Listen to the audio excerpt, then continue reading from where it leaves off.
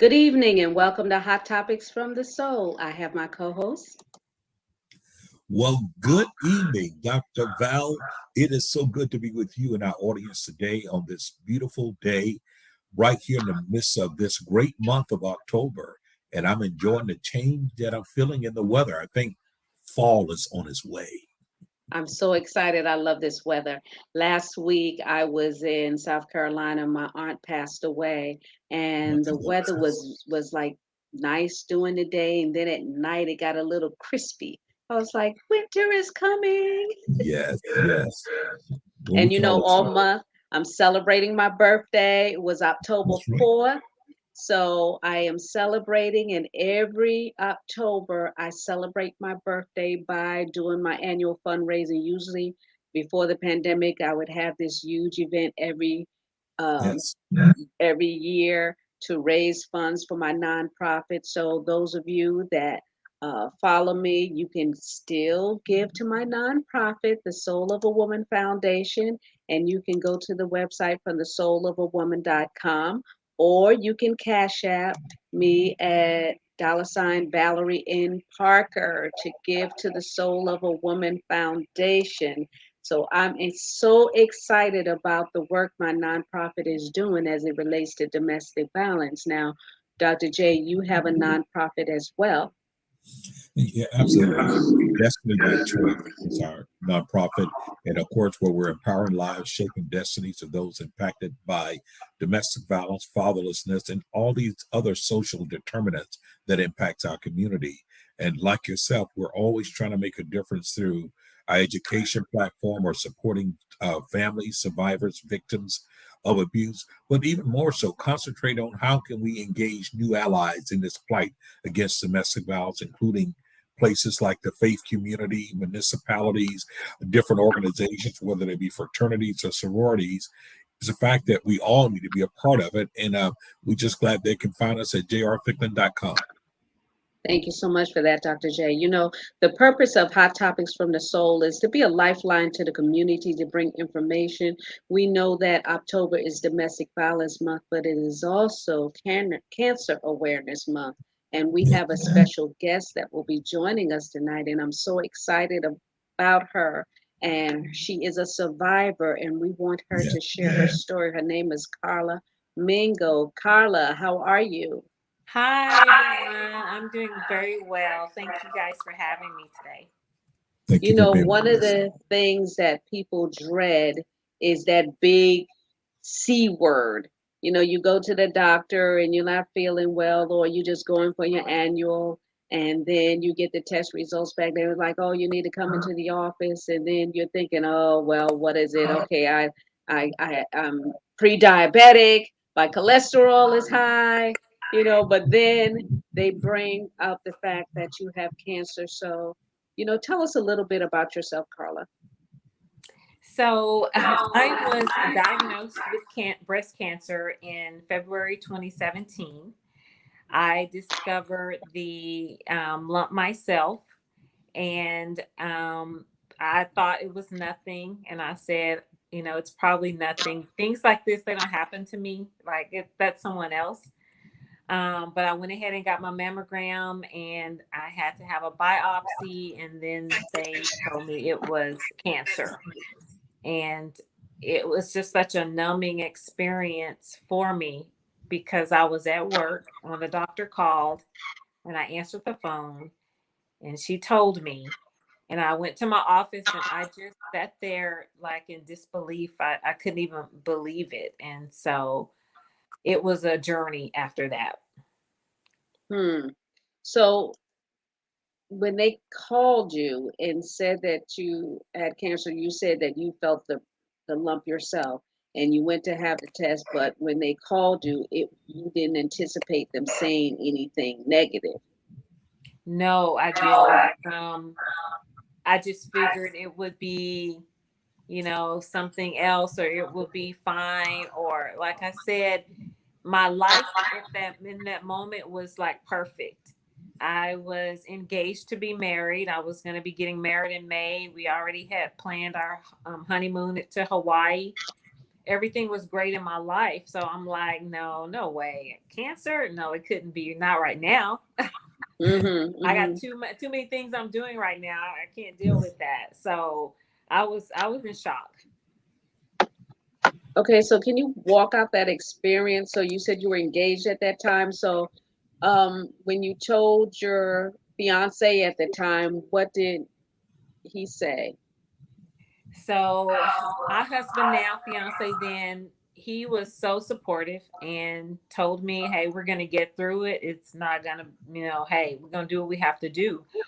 Because in that moment, I went from being a fiance to getting married to, am I gonna survive this? Mm, And what's I don't even know what's going to happen. It was just a whirlwind for me. But what I decided to do is decide to just take it head on. And I decided that I was going to win no matter what. And so I quickly went from that fear to that, God, I trust you. Um, I'm going to let you guide my steps. And I am going to win regardless of which way it goes. I'm going to trust you.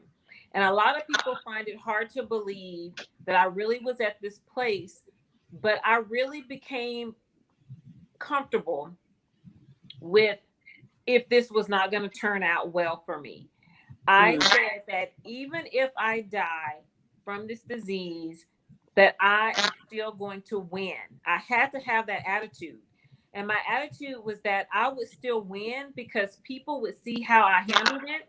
They will see my faith, they will see my example, and that was something that people would always say. She was strong, she was, handled it well, and I just felt like I was going to be a winner. I couldn't see a defeat in this situation at all, and I continued to speak positively about my situation. So yeah, my faith in God is what got me through this. So how important is it to have a good support base? So it is everything, because even though I felt strong, there were days where my faith maybe wavered a little bit, but my church was supportive, my mother was supportive, and my husband. And I did not have people around me that spoke negatively. Everybody around me would uplift me and they would be positive. And I did not tell anyone outside of my family. I didn't tell my coworkers because I did not want everybody at my job, oh my gosh, she has. And at first, I couldn't even say cancer. I would always say the C word, because I couldn't even say the word cancer at all. And so I didn't want to tell just random people. So I kept it to myself and surrounded myself with those positive people. You said something that's so important. Your discovery was self-examination, and I know that that is something that we encourage women to do. The age has changed over the years, as far as when they said the breast self-examination. That used to be at one time, it was just under 40, but now I think it's like even 36 years old. They're telling women to do self-examination because, like anything, the earlier we catch it, the more possibilities of what interventions can happen. But I want to piggyback on something that you said that I think is so paramount, is that you understood the importance of the right attitude, because attitude will determine altitude in these type of tragedies. And I love what you said. You kept speaking positive things around you. Everything around you was positive, because that's important. Many people hear the C word, whether it's breast cancer, whether it's prostate cancer, whatever it is. And the moment they hear it, they go into this tailspin. It's so fearful to them that literally their thought patterns totally change. And what happened, they begin to live out anxiety, and they begin to become very worried. And so we know whatever we nurture, that's what grows. So if we nurture that fear, it grows. But you took on an attitude which I'm hoping everyone that will see this and listen will take on. Your attitude was, I'm going to win no matter how it goes. I'm going to win. Now, that is such a powerful strategy, because of the fact you started with your thought, so a man thinketh, so is he, or so they become. And so you started with that strategy. I think the part as a man, you know, um, to think, here it is, I'm engaged to get married, and then my fiance tells me that she has breast cancer. it kind of changes in my mind what future plans we had.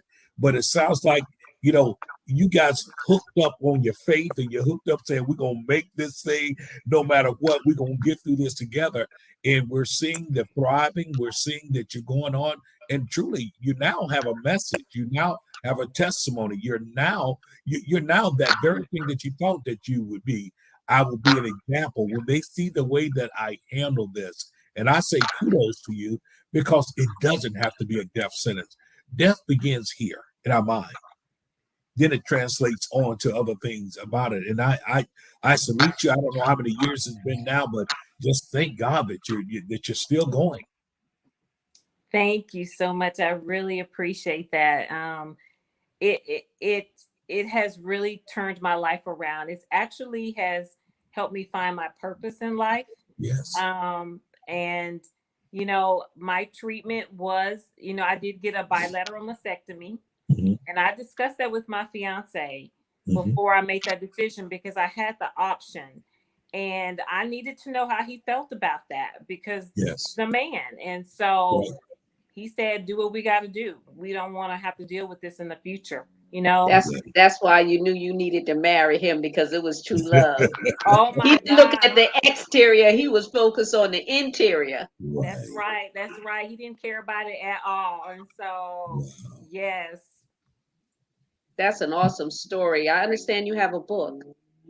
Yes. So after I got my double mastectomy and then was going to get a reconstruction and going through all these surgeries, cancel my honeymoon, we decided to go ahead and get married anyway in the midst of all of this. So we got married in June. My surgery was in April. And in June, because I kept wanting to wait and put it off, and like, no, because I didn't feel beautiful without my breast, and I hadn't had the reconstruction, but someone told me, they said, you know what, if you love that man, you marry him. There's not going to be a perfect time. So in June, we went ahead and just planned a quick wedding. I was beautiful in my dress. No one knew that I still was in between mastectomy and reconstruction. So I got married without having everything most women would have. And that was a challenge for me, but I married the man that I loved. And so through that, after that thing happened, I had a lot of trials that started hitting me back to back. Lost my best friend, lost my job coming out of this surgery. So many things happened. It took me down to my knees. And I really was like, God, what is it that you want me to do? Like, he just took me all the way down. And he said, you need to share your story. You need to talk and tell people, because I'm a very shy person. So I decided to write this book, and it's called Peace, Passion, and Purpose, Making Your Life Lessons Your Blessings. And the basic reason I wrote the book is for people to learn how to take every single trial or challenge that comes their way, turn it into good, make it positive. And I was determined that this cancer was not going to define me, and I was going to make it better for other people. And so I wrote the book to share my story. Well, your story is definitely encouraging me, because it's like the last few years, every time I go to have my mammogram, they always call me or send me a note saying I need to come back because they saw something, and then I have to get further tested. And each time they do it, I'm like, it's like I stop breathing when they telling me on the phone. I stop breathing, and it's something how, I can intervene and pray for someone else, but when the word comes at me, it's like I would just freeze. And the only thing I thought to do is tell my husband what they said, and you know what he said to me? Well, whatever it is, we'll get through it. And that's so powerful to have somebody that's standing with you when you're not able to stand for yourself, and say, whatever it is, I got you. We're gonna get through it. Yes, absolutely. That's a true testimony of who you have in your life when you're going through those trials. Yes, absolutely. Hold on for a minute. Carla, we're going to get back to you if you stay in studio because we have senior advocate from Cancer Centers of America, and we're going to bring her on. Her name is Sheila Hartigan. So I will bring her on, and then we'll bring you back on so that we can talk further with you regarding your story. So, Sheila, how are you? Hi, I'm good. Thank you so much. Sheila Hartigan, you're with Cancer Center Treatments of America. You're a senior advocate. Tell us about your position and what it is you do. Okay. Well, I've been a senior oncology information specialist here at Cancer Treatment Centers of America for over 12 years, and I'm currently part of our community engagement outreach team. So our mission right now is to help work with cancer fighters, providing them support, encourage them to share their story so that they may touch other lives, just like Carla, and inspire others, to seek another opinion in an effort to help others realize what all their options are, and basically empowering people with knowledge to fight for their life, but also know there's options out there for them. Now, we all heard that cancer doesn't discriminate. It can affect anybody at any time, doesn't matter of your social economic status. Anybody can get it. It can develop it in their bodies. I understand that we all have cancer cells, and it just metastasizes in different people's bodies differently. So, can you clarify that and shed some light on that? Well, yes, we all do have cancer cells in our body. It's just a matter of when and if they become active. So there's a lot of preventive. That's why preventive is so important. Just as genetics plays a role. There's so many things that do play a role. Free radicals. There's a lot of things that could cause cancer to become prominent or active, I guess I should say. You spoke about foods. Is there a diet that we should take even prior to developing a metastasized cancerous cell that would ultimately take our lives? Is there something that we can do to be proactive? Absolutely. We can't control everything, obviously, but even the healthiest people can get diagnosed with cancer. But the healthier you are, the stronger you will be to fight it. As far as what we do at Cancer Treatment Centers of America, we realized our founder realized the importance of getting having integrative care. Our founder, he was inspired by his own mother's cancer journey, seeking the most effective cancer care treatments with supportive care options designed to enhance quality of life, and it didn't exist. So that's why back in 1988, he created the first whole person treatment center. So that brings in, nutrition, naturopathic care. Those all play a role in it, and even your whole mind, body, spirit plays a big role. Just like with Carla, what she said, there's, you do. Sorry, I'm going to go backwards. You do want to make sure there's ways to load up on fruits and vegetables. Those are things part of being preventive. Lifestyle changes can improve your daily health, but also rewrite your future health and prevent diseases like cancer. You said something just a few minutes ago that I thought was so important, and you talked about the individuals that come to the Cancer Treatment Center, how you encourage them to tell their stories, because their stories serve as a source of inspiration and hope for others.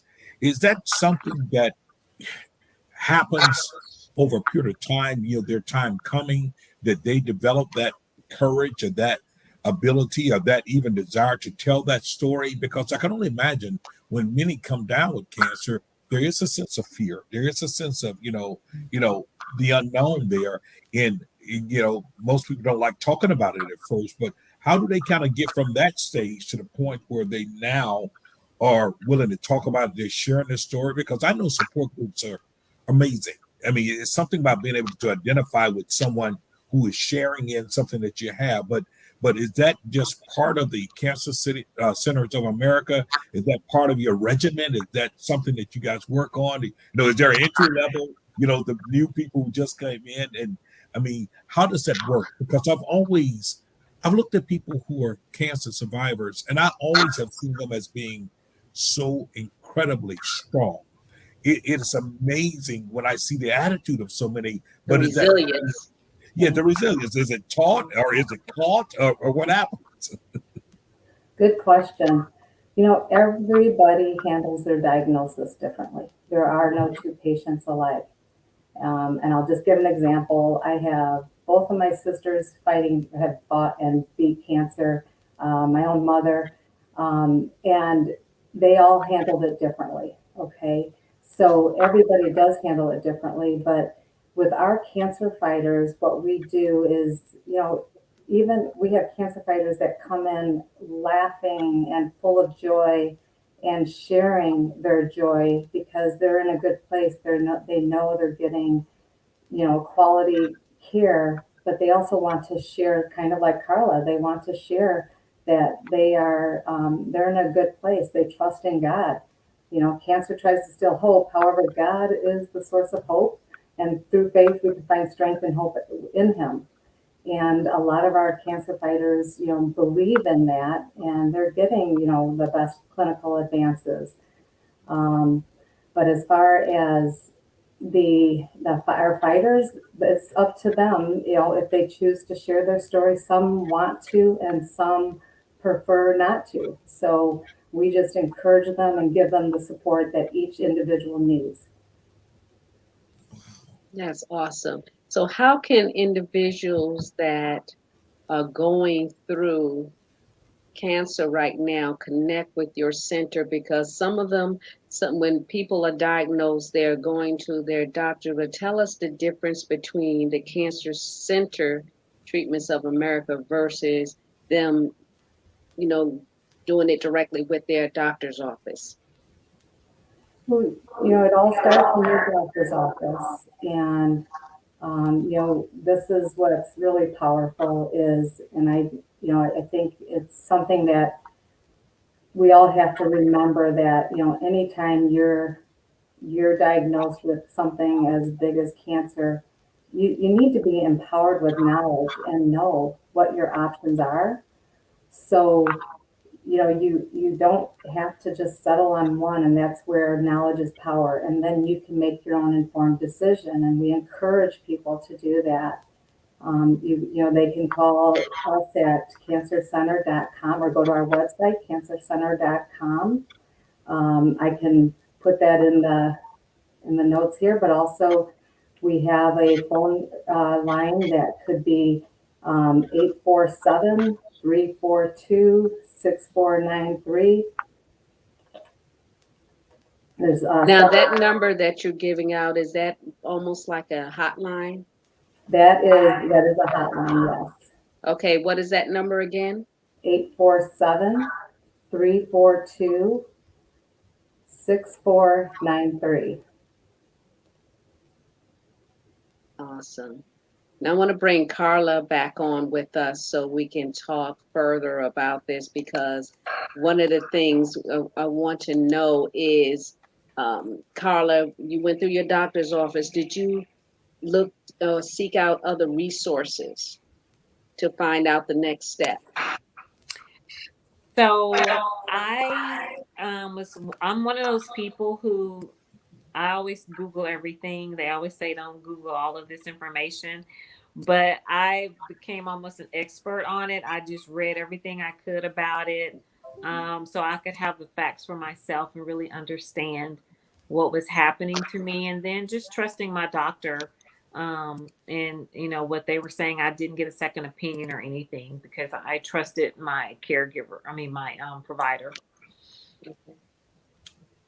So when in doubt, a lot of people do go to Dr. Google, and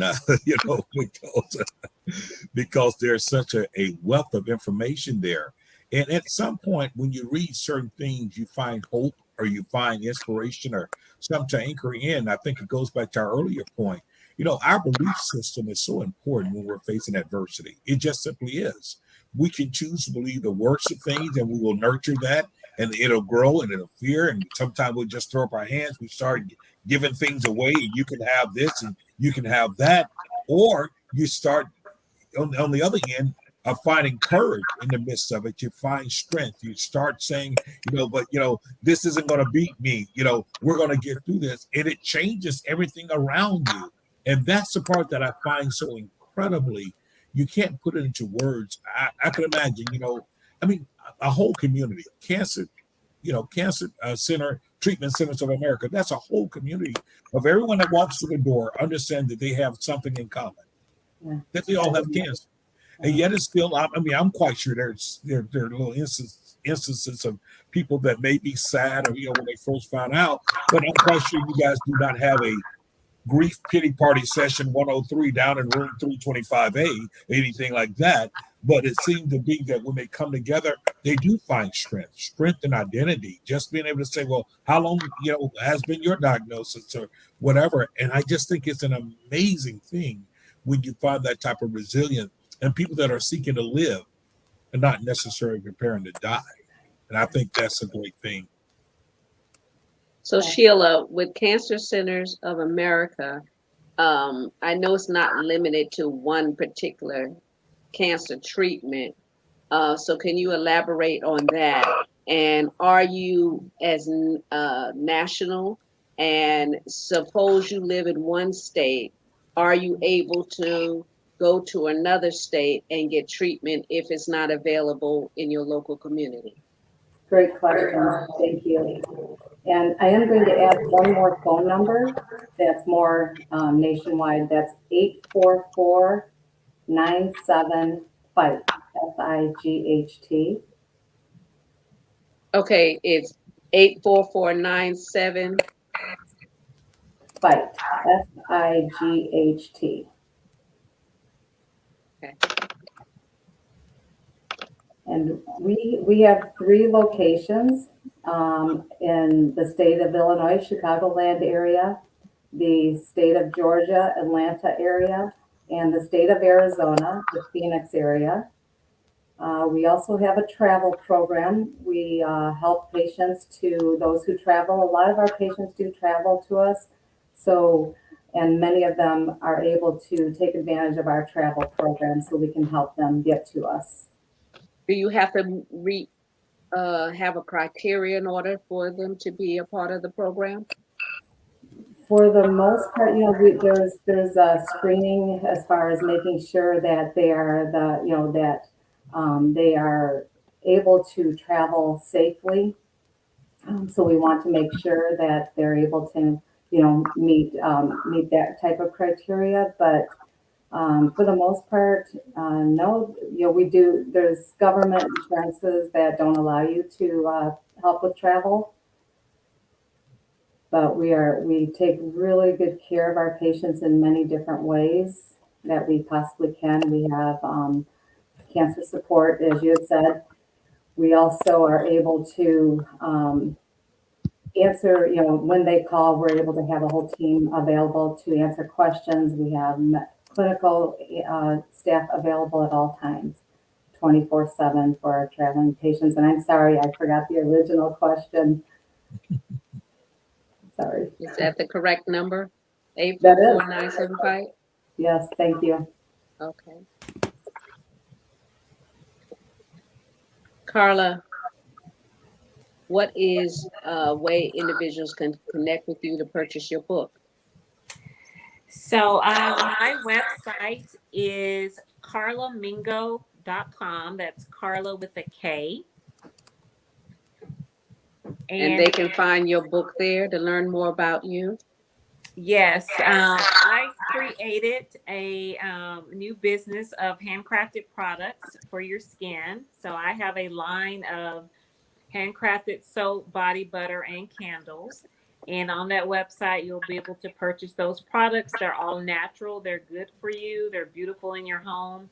My book is on the website as well. Okay, so Karla, tell us more about your products and why you created them. Yes. So the book is called Peace, Passion, and Purpose. And my message to people, everyone, is seek peace, find your passion, walk in your purpose. I truly believe that is the key to having a life that you really, really love, right? And so I always say that, and I also have a YouTube channel, by the way, where I do home decor. And so I'm always telling my subscribers, seek peace, find passion, walk in your purpose. So I created these products using peace, passion, and purpose. So I have a line called peace, a line called passion, and a line called purpose. Awesome. The peace line is soap, body butter, and candles that help you relax. Passion is the line that makes you feel fun and playful and excited about life. And purpose helps you get mental clarity and focus. And so, if an individual is needing to have any of those feelings or experiences, I wanted to have products that will evoke that feeling in that person. So that was the thinking behind my design. And now I'm going to launch a men's line coming November 1st. Oh, Men will be able to get some body Let me butter. make sure I write that down right now.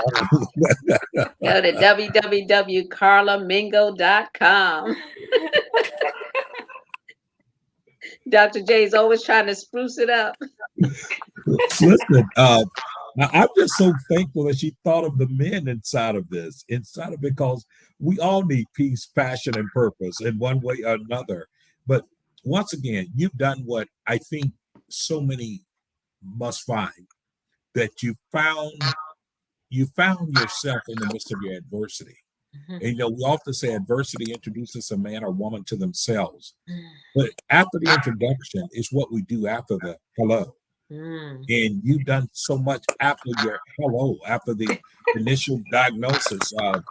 You know, you didn't allow the conversation to dictate to you, but it sounded to me you grabbed a hold of it and you started narrating. You got your own narrative inside of this. And now as a result of it, I mean, who can just throw in the towel when they've seen what you've done and the fact that you continue to go on and you're giving out more and more? I mean, listen, if I was just a nosy person, I would want to find out how you came to your conclusion. Where did you find this at? And this is amazing. And for those that are watching even right now, even today, a friend of mine uh, said to me this morning, I'm at the doctor's office. I didn't know why. And later on, she said, I was at the doctor's office, had a mammogram done, and now they're telling me to go get an ultrasound. Immediately, what's happening is that her tension level, anxiety is going up because she's dealing with the unknown. Mhm. Not knowing that I would have your testimony tonight, not even being presumptuous, but the fact of the matter is to be able to speak to that individual, who may be at that place of uncertainty, who may have just found out this. It's so important to see someone who's further down the line, who's gone through that part there, and you become a shining example that, listen, this does not have to be quote unquote a death sentence. It ought to be a life sentence, a life discovery. And that's what you made it. So I'm just totally blown away. I am, and I commend you. Thank you so much. Yeah, it is. You have such a powerful story, and the fact that you just didn't stop there, you're reaching back and sharing your story. And I want you to stay in studio. We're going to bring before you Sylvia Dunnavant, and she Yeah. has a nonprofit called celebratinglife.org. Hello, Sylvia. Hey, how you doing, Mel? How you doing, Jay? How I'm are you? good. Yes, move over into the frame so we can see your beautiful face. Okay, I think I'm moving away from the frame. Yeah. Okay. But Right. Don't rob the world of your beauty. Okay. yes, Sylvia and I have been friends for many years. And when she told me about her nonprofit, she gave me this big old thick book and it had so many survivors in it. And I was like flipping through the pages and I'm like, are you kidding me? Because had no idea that so many individuals had cancer and survived it. So, Sylvia, tell us a little bit about your nonprofit and what it is that you do? Well, I think what you've been talking about so far is so important because that's how I got started. As Sheila Hartigan was saying, and as Carla was mentioning, as far as sharing their testimonies, that is crucial. And that's how I got started because my aunt was given a terminal diagnosis with breast cancer, and I started just talking to people.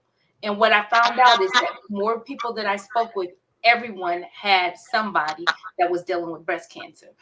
So that's how the book started. I wanted to share these testimonies because the word says we do overcome by our testimonies and stories like Carla's to show that no matter what's going on with you, when you find somebody who really loves you, they're gonna love you from the inside out instead of from the outside in.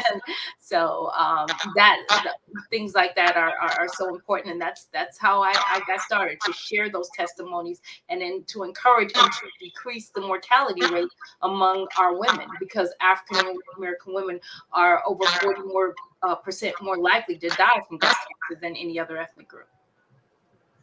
You know, Sylvia, and first of all, it's great seeing you again. And by the way, Dr. Val, I have that thick book from her too. Yes, You you know, do. I want you to know I have my own copy of it, but I was totally blown away by it, about it, because in fact, although I knew of breast cancer, and my mother later would become a breast cancer survivor, what really stood out to me was the effort deliberately that you've done.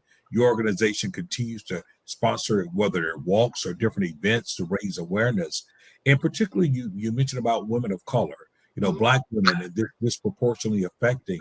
And I want to say this: organizations such as yours and others that are springing up are very important. We're all familiar with the national organization, Susan B. Coleman, and everything, but her organization was started and it became what it was because her sister was willing to step up and speak out and find another way to Right. frame the way we looked at breast cancer. And so it is with your organization.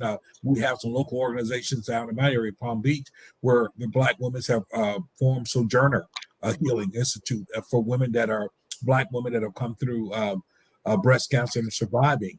And I think it speaks so much to us. I think it is important for these organizations to be out there. One of the things that really blessed me, and believe it or not, and I've not heard either of these gentlemen speak, is Carla's husband. Mm, Uh, you know, the fact that he wasn't her husband at the time, he was her fiance. right. And a lesser man might have said, okay, this is not what I was signing up Right. for, Right, you know, right. and go let it go. But, you know, like, okay, I can run now because there's nothing there Right. that's binding, but it wasn't that case. And I have a few friends whose wives are breast cancer survivors. And I'll tell you, and I'm going to give a shout out to one of my dearest friends and colleague, man, Apostle James Lofton and his beautiful wife, Lisa Lofton, breast cancer survivor, double mastectomy in the whole 9 yards. And I'm telling you, you get so jealous being around them because I'm telling you, this man worships the ground she walks on. They are just such a couple. And the fact of the matter, I learned from him. I watch him because there's a love there. You know what he says? Listen here, God spared her to stay here with me. And I'm Wow. going to be here with her, you know, till our hearts stop beating. And it blesses me because the fact he shares in her mission, he shares in that information and getting out there. And so organizations such as yours, such as what you're seeing Carla do and others, Mhm. it's important.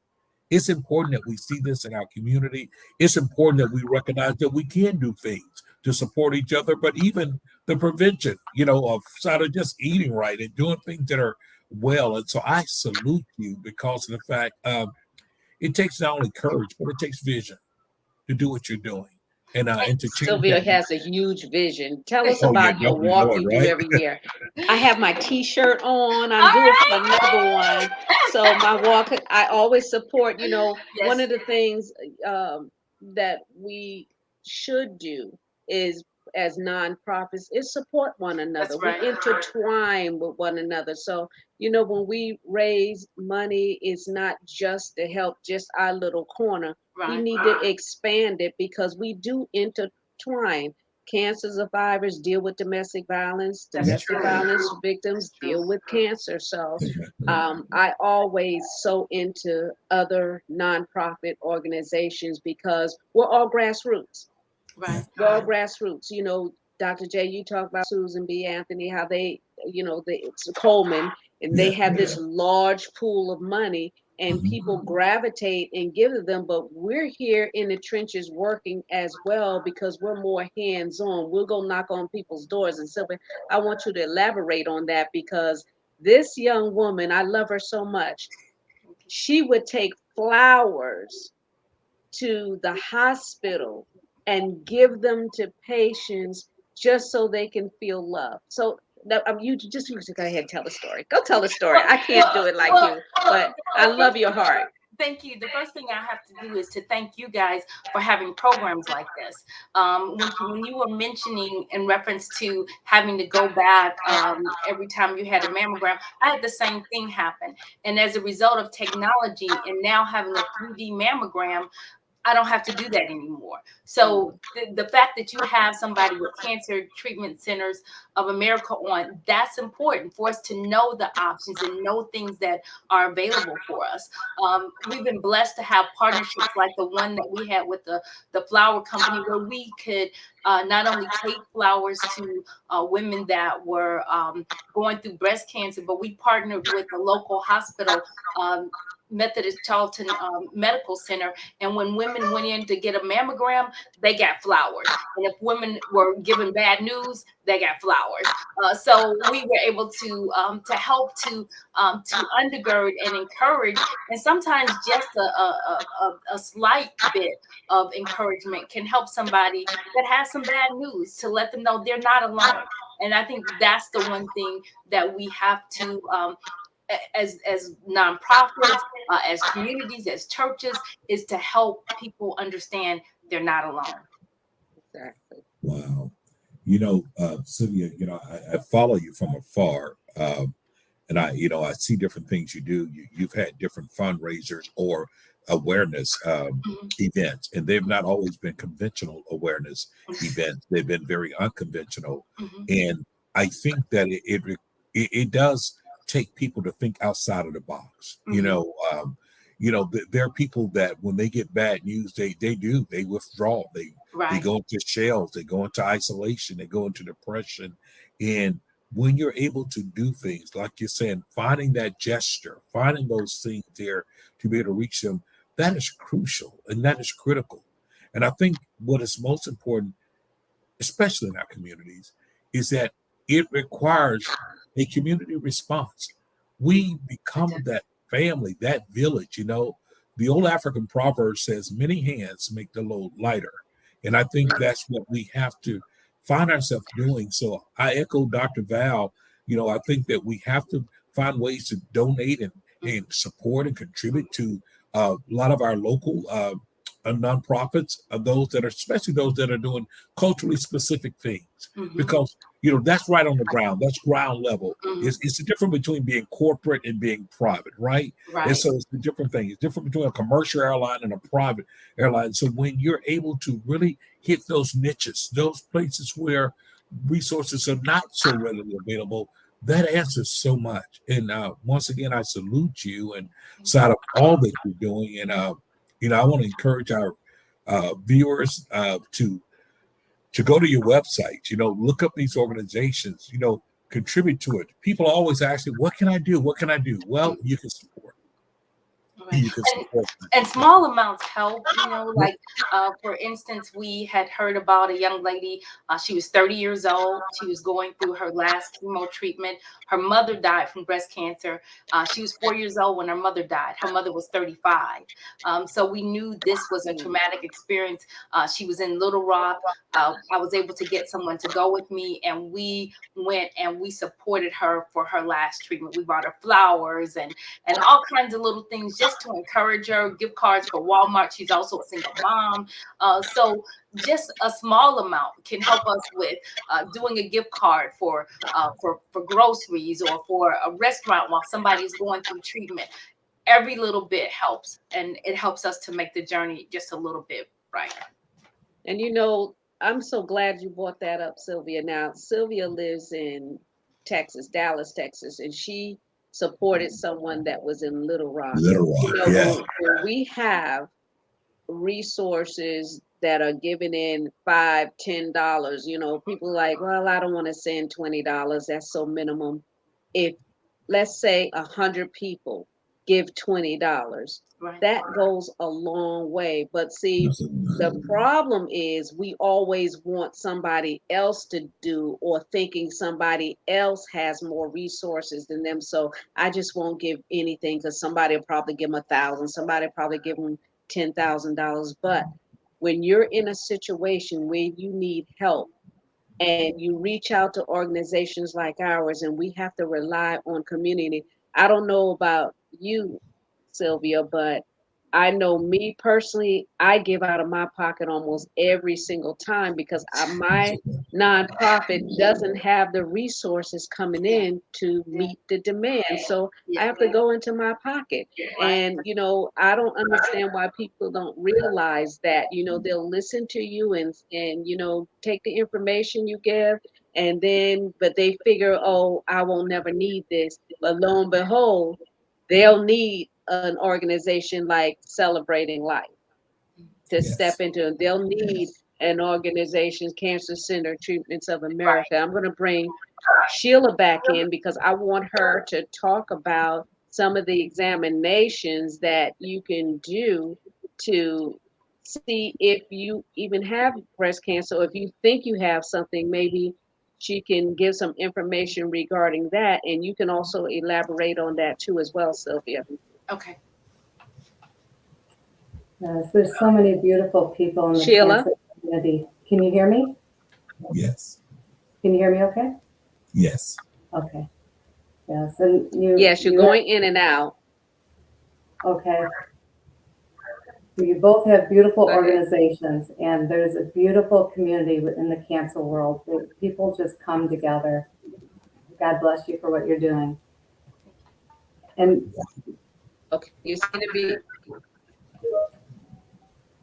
can you hear me okay?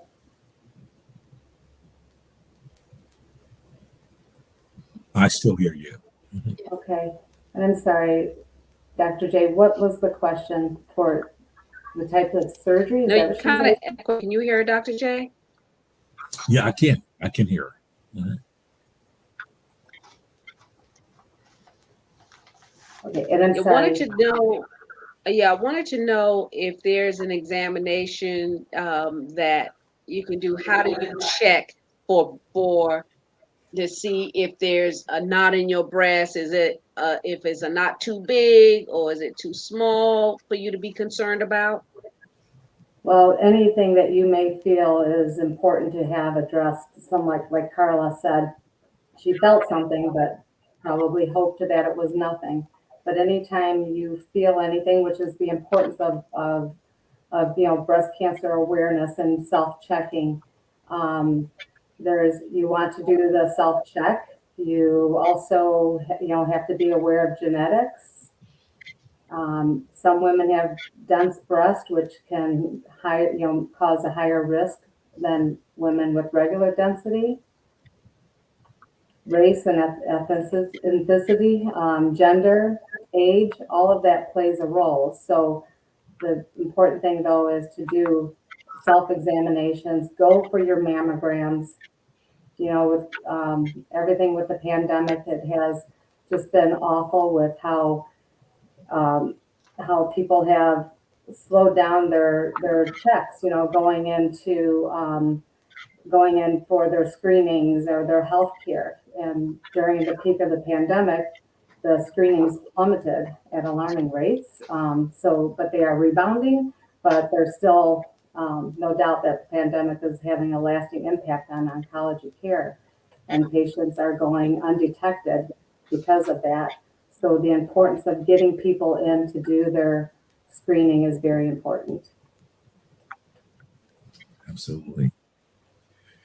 I guess yearly, I think doctors suggest that women do it around their birthday, I mean, definitely coming to get the mammogram, but the self-examination should go on periodically anyway.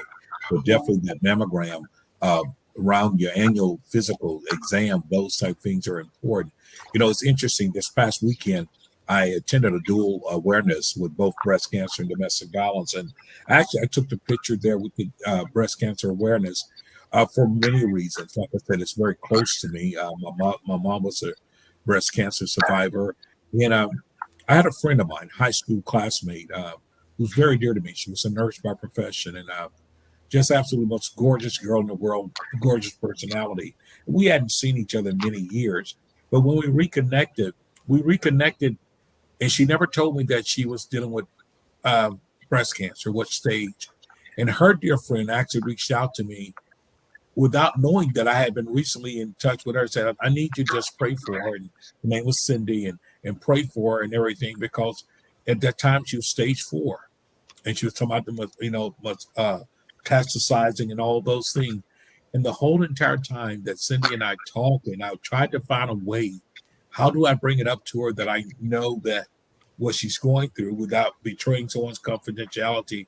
And I prayed for her, and I remember praying for her, and she never once said it to me. And unfortunately, when I did hear that she passed, I made it my business to travel back to Alabama for her services. But it allowed us, a group of us, to have conversation around support and what does it mean, and is it sometimes the shame or stigma, or is it sometimes, because I do understand that people want to guard their space, and they should. They should guard their space. I have a shirt on that said "positive vibes only." Right. My oldest son has this shirt that says, and I bought it from Positive Vibes Only. And sometimes people are afraid that they're confident within themselves, but they don't know about people outside of them, so they do keep it in. And I just want to be a part of that creating that atmosphere where people feel like they can come forth. And I need to be able to recommend them to places, support groups, and things like that, like some of your organizations, because I think that support is needed, and I think it is warranted. And I would even say family members and friends of those individuals need to be able to go through some support classes and just find out, how can I be supportive. And that's very, very true. And that's part of what we do, Dr. J, is we offer a safe place, and we also help because everyone's psyche is different and how this affects them. So we offer, counseling for not only the patient but for their family members. This is all about the family as well, and whoever they bring in. There's a lot of young moms who want to know, how they're supposed to share this with their children, and all of that is so important for them to have that type of support. As Sylvia, I'm sure, can contest to that. Right. Attest to that, sorry. Yeah. And quite honestly, in 2021, there's an estimated of over 281,000 people that will be diagnosed with breast cancer. That's how serious it is, and why we have to do our due diligence to do screening. It's so important. Well, I mean, that is really great, and to have those type of statistics so that we can understand the We're impact going to that's being bring made. Carla back, but Sheila, I want you to give that website again so that individuals can reach out to you, which is, what was the website? Cancercenter.com? Cancercenter.com. That's correct. Thank you. Okay. Thank you so much. Let us want to hear from Carla because Dr. J had brought up a um, question about why is it that you hide the fact that you have cancer. So I want her to speak on that because she didn't let people know regarding her either.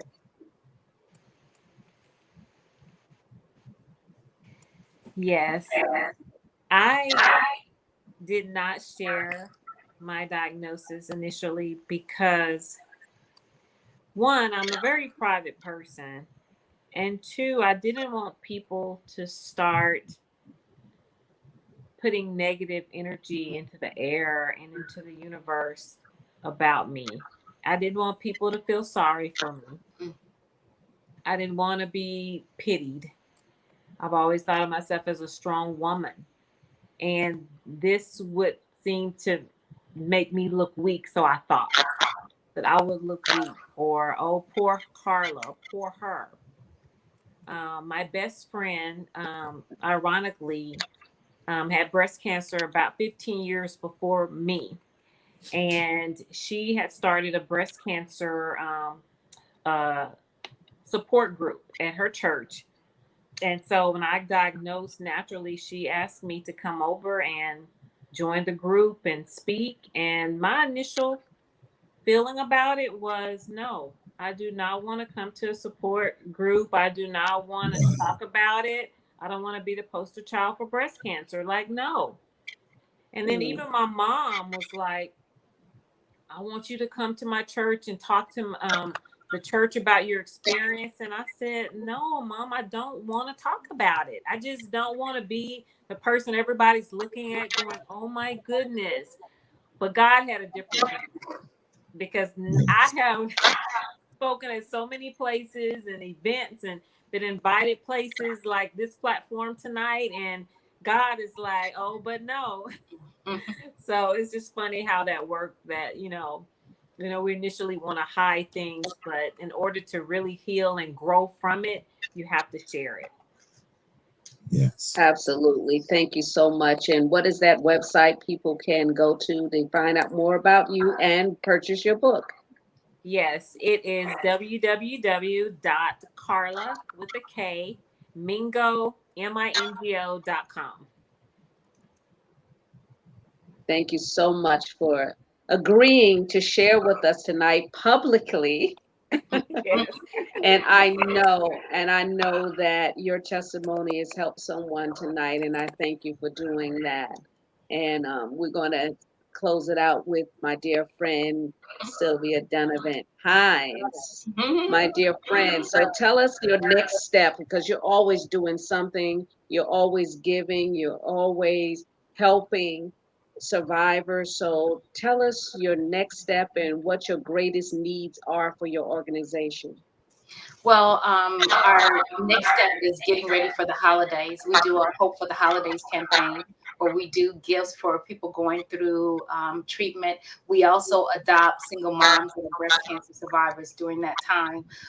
So that's our next campaign. And the main thing that we'll be looking for is we'll adopt the family. So we'll get gifts for the survivor and the children.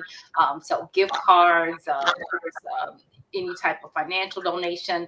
We did receive a huge donation of almost $400,000 worth of skincare products that we've been able to give out to civic organizations that are supporting the community and to oncology centers throughout the Dallas-Fort Worth area. So that's our next effort. And that's wonderful that you were given that the cosmetics and stuff, because during that time when people are going through, they're not feeling beautiful and Right. they don't even feel like going to the store buying something. Right. But if somebody gives them a gift bag, first of all, they're happy that they got a gift. Second of all, they look in there and be like, oh, let me do something. Right. So, Yeah. so I applaud you on that, which brings me to the fact that nothing is too little or too That's right. small. You may not have cash, but you may have a business where you have all this product in a warehouse. That's Donate correct. it to an organization. It's tax deductible. You can, Yes. give it to an organization so that it can get in the right hands, especially when you're working with grassroots organizations that literally knock on the doors and go to the hospitals and reach out to individuals to find out who needs help. This is what grassroots organizations do, and I applaud you for the work that you're doing in the community. And as I said, you're located in Dallas, Texas. Yes, and the Dallas, Texas area. Yeah, But we Dallas, do Texas. network and do things across the country. And as this is both domestic violence and breast cancer awareness month, I cannot stress the importance of collaboration, because you find people that fit in both categories, Yes. that are domestic violence and they're breast cancer survivors. So I thank you, because you've always been in that vein of let's support each other. So I really do appreciate that. Absolutely. The Bible says one could chase 1,000, two could send 10,000 to fly. Right. There's power in numbers. Dr. J, you have any closeouts for us today? Thank you so much, Sylvia. I keep wanting to say Dr. Donovan. Sounds great Maybe to me. one day. I want to be like you. Sounds great to me.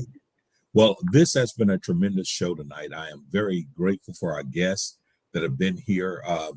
It stands out with me because it's so heartfelt, and I'm moved by their courage, their faith, their tenacity, their resilience, and it is what makes this time so worth it. I believe in a place called hope. I really do, and in organizations such as these and individuals such as our guests, um, they really kind of highlight this sense of hope, and I am I'm indebted. I have literally tried to wear pink and purple alternate days, and I had to go to the cleaners because I don't have enough pink and purple, right? Okay, but I do take a day to wear pink. Yesterday was my pink day, and today isn't my purple day. Thursday will be my purple day, and I do so. And I do have one suit that has pinstripes with pink and purple. Don't ask me about how I got like that, but that's because I like to support both causes because Yes. it's not one against the other; it's one and the other, and I appreciate it. So thank you so very much. Thank you for your courage. Thank you for all that you are and all that you do. Thank you. Again, thank you all for joining another Hot Topics from the Soul. Good night and God bless. Thank Yeah. you. Good night. God bless. Good night.